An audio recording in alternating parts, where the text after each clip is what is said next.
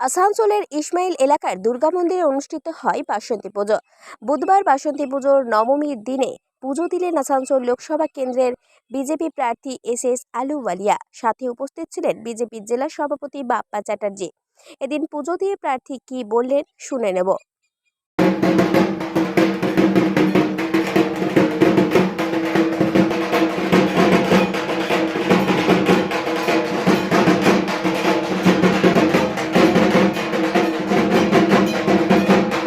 ভব্য মন্দির শ্রী রাম জন্মভূমি তীর্থের অনুসারে ওখানে তৈরি হয়েছে, যার উদ্ঘাটন হয়ে গেছে বিধিবত। আমাদের প্রধানমন্ত্রী মাননীয় মোদিজি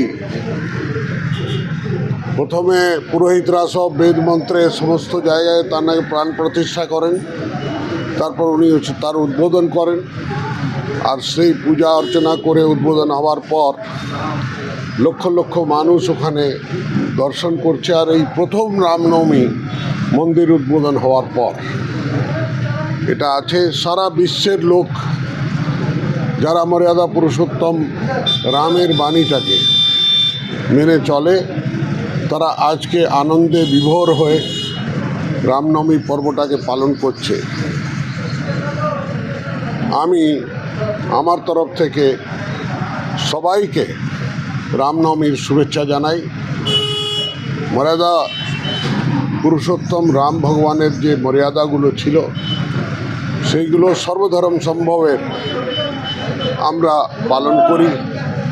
পালন করার জন্য আহ্বান করি। বসুধৈব কুটুম্বকমের যে চরিত্র ছিল সেই চরিত্রটাকে পালন করার জন্যে আমরা সবাইকে আহ্বান করি আর সবাইকে শুভেচ্ছা জানাই। ভালো থাকবেন, ভালো রাখবেন। রামনবমী মিছিলে বিজেপি নেতাদের অস্ত্র হাতে দেখা যাচ্ছে, কিভাবে দেখছেন? দেখুন, রামনবমী মিছিলে কেউ যদি অস্ত্র নিয়ে গেছে আমার জানা নেই, তবে শৌর্যের প্রতীক আছে।